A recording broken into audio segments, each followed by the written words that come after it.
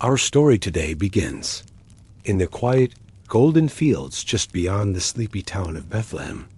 The year is long ago, in a time when the sun dipped low over rolling hills and olive groves, and the air carried the scent of earth, grain, and rain-turned memories. You find yourself barefoot on warm soil just before sunset.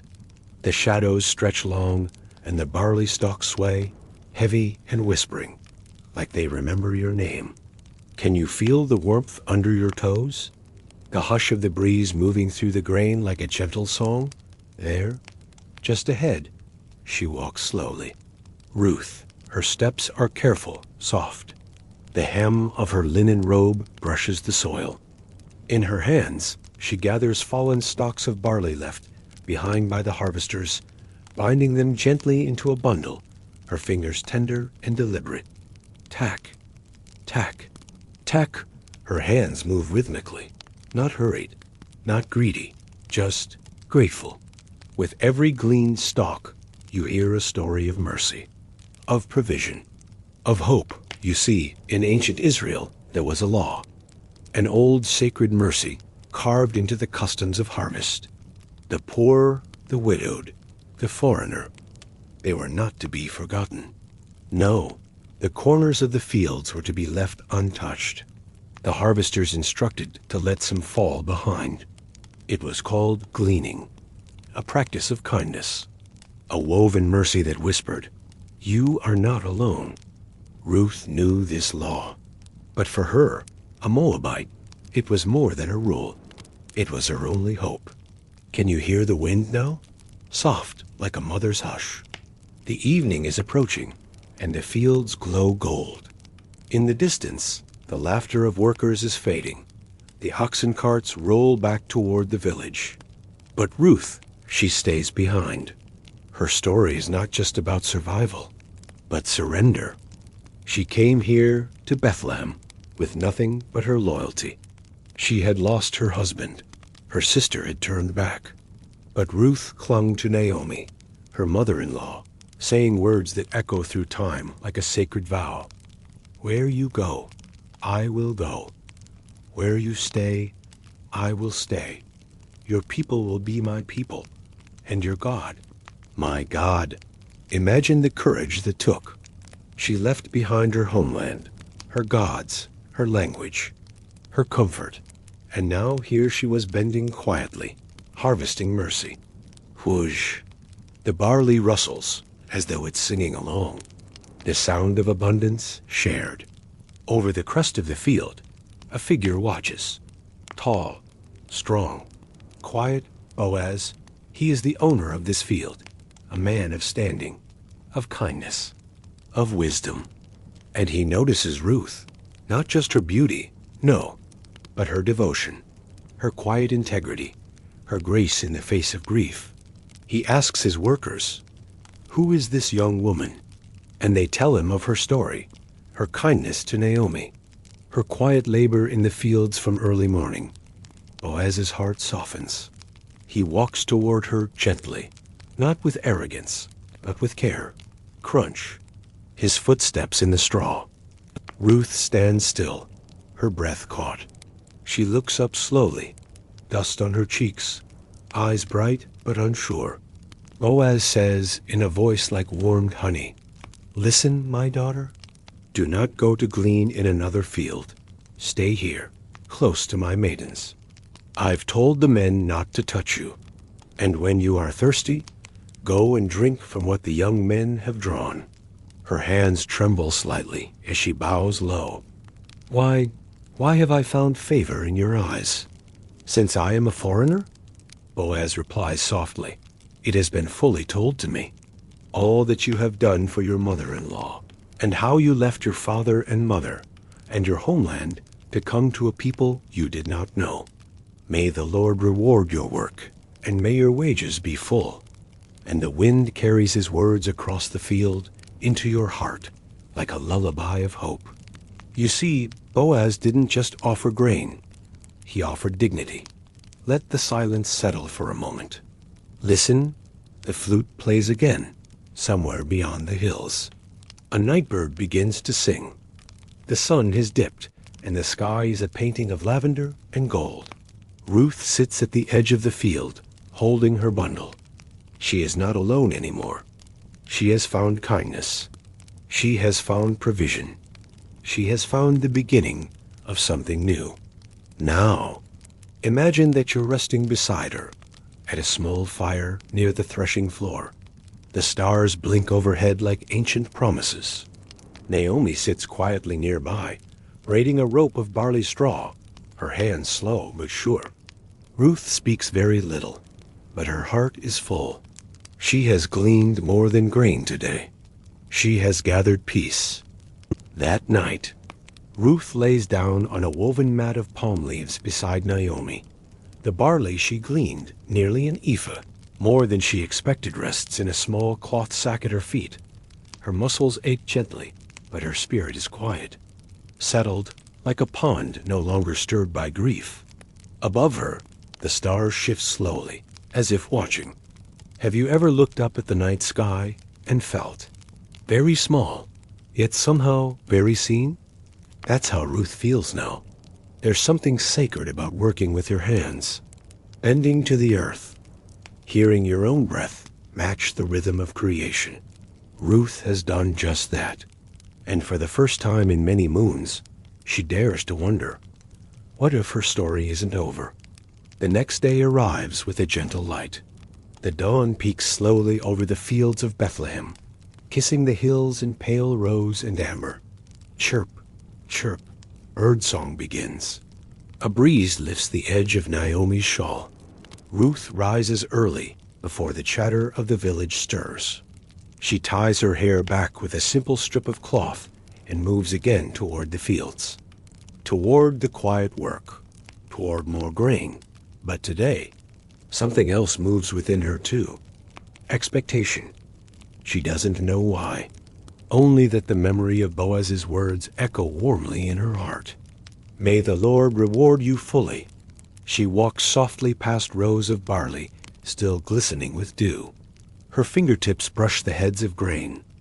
She remembers the feel of her late husband's hand, the loneliness of loss, and now the slow, sacred rebuild.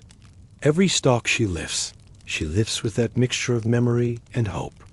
And as the sun rises higher, Boaz returns. Today, he doesn't just watch from afar. He speaks again. Boaz comes to Ruth as the workers begin their tasks. The tools clink gently. The oxen grumble low. And Ruth pauses, her arms full of gathered stalks. He says to her, "Come, eat of the bread and dip your morsel in the vinegar." And like an old friend, he sits nearby, sharing roasted grain from a humble clay bowl. She eats slowly, listening to the laughter around her, the quiet rustle of the wind, the steadiness of his presence. Can you hear the texture of this moment? The crunch of roasted grain between her teeth, the creak of the wooden stool, the flutter of birds overhead, and the feeling like something in her life is beginning to bloom. Boaz quietly instructs his men. Let her glean even among the sheaves. Do not reproach her. And leave handfuls on purpose for her, that she may gather. Leave handfuls on purpose. Can you hear that?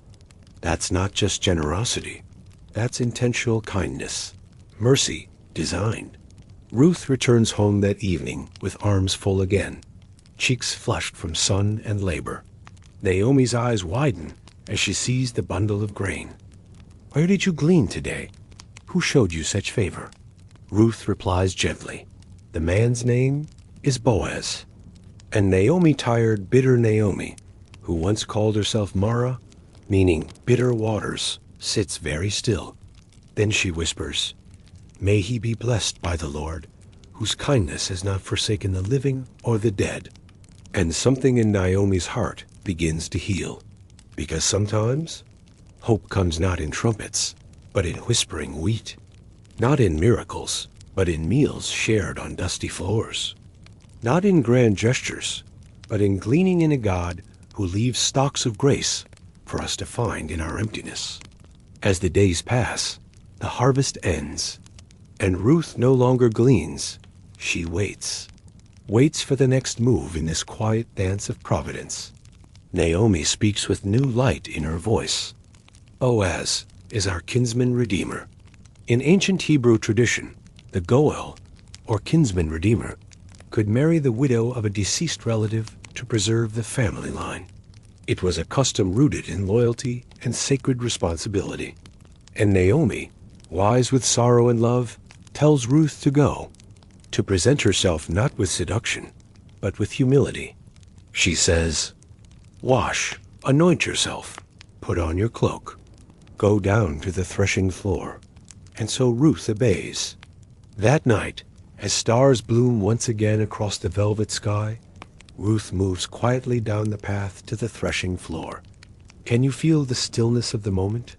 The hush of midnight, the scent of fresh grain, the beating of her heart, the soft crunch of sandals on stone. Boaz lies near the grain heap, covered with a cloak. Ruth waits until he has slept. Then, as custom allows, she uncovers his feet and lays down. It's a symbolic act, a humble request. She isn't demanding. She isn't forcing fate. She's simply offering herself into the story of redemption. Boaz stirs. "Who are you?" He asks, voice low, and Ruth answers gently, "I am Ruth, your servant. Spread your garment over me, for you are a redeemer." It is a moment charged with sacred tension, and Boaz replies not with fear nor rejection, but with honor. "May you be blessed, my daughter. You have shown kindness in not going after young men, rich or poor. And now, do not fear. I will do for you all that you ask." He promises to act with integrity, to inquire whether another closer relative will fulfill the duty first. But his voice tells her plainly, he hopes to be the one. He sends her away before dawn, not in shame, but in protection. And he fills her cloak with 6 measures of barley. Even in this moment of longing, he provides. The sky is still a muted blue-gray as Ruth returns home, cloak heavy with barley, heart heavier still with hope. Naomi meets her at the door, her eyes full of knowing. Ruth quietly shares all that happened. The barley, the words, the promise. Naomi listens, hands folded, nodding slowly. Her voice, once cracked by grief, now wraps around Ruth like a warm shawl. "Wait, my daughter, until you learn how the matter turns out. For the man will not rest, but will settle the matter today." The morning unfolds like a scroll. In the city gate, the place of decisions, Boaz gathers 10 elders. He waits for the nearer kinsman redeemer. And when the man arrives, Boaz lays the matter before him with wisdom and honor. At first, the man agrees to redeem the land. But when he learns Ruth is part of the inheritance, he hesitates. "I cannot redeem it for myself, lest I impair my own inheritance." And so he removes his sandal, an ancient symbol of release, and hands it to Boaz. In the hush of onlookers, Boaz speaks with humble confidence. "You are witnesses this day, that I have bought from the hand of Naomi all that belonged to Elimelech, and to Chilion and Mahlon. Also Ruth the Moabite, the widow of Mahlon, I have taken to be my wife." And the people respond with blessing. "May the Lord make the woman who is coming into your house like Rachel and Leah, and may your house be like the house of Perez, whom Tamar bore to Judah." The redemption is complete. What began in the dusty corners of the field ends in the fullness of covenant. Ruth the foreigner, Ruth the widow, Ruth the gleaner. She is now Ruth, the wife of Boaz, loved, secure, chosen. The wedding is quiet, simple, sacred. The fields that once held loss and hunger now hold new beginnings. And within Ruth's womb, the miracle of life begins to stir. Time passes. The barley is long harvested, the threshing floor swept clean. The seasons shift, and the olive trees sway with quiet fruit. Naomi, once empty, now cradles fullness in her arms. A baby boy, Ruth's son, Boaz's heir. A gift not just for them, but for all of Israel.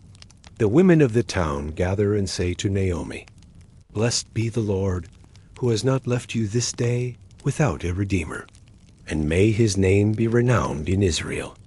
He shall be to you a restorer of life and a nourisher of your old age." They place the child in her lap. She holds him close, tears slipping silently into his blanket. The boy's name is Obed.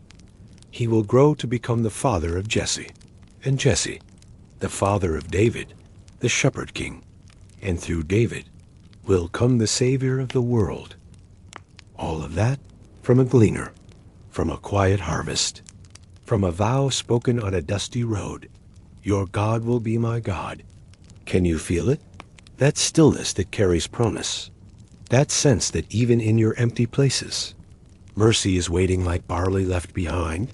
This story, Ruth's story, isn't just history. It's a lullaby of grace, a soft reminder that sometimes the most beautiful things begin in sorrow and grow quietly through kindness. Close your eyes now and imagine once more the field. The sun is setting again. The stalks are tall, their golden heads bowing in the breeze. And there she is, Ruth, walking slowly between the rows. Not in hunger, not in grief, but in peace. She pauses just for a moment and turns her face to the sky. The last rays of sunlight touch her cheeks, and the wind wraps around her like a blessing whispered by God himself. You are not forgotten. You are not too far, too late, too broken, too foreign. Mercy has been left on purpose for you. Let this harvest be your lullaby. Let this story follow you into rest. And as you drift, may you feel the gentle arms of the Redeemer wrap around your soul, soft as barley in the breeze. Good night, little gleaner. Sleep in peace. Thank you for joining me. If you enjoyed this episode, please like and subscribe. We'll see you next time.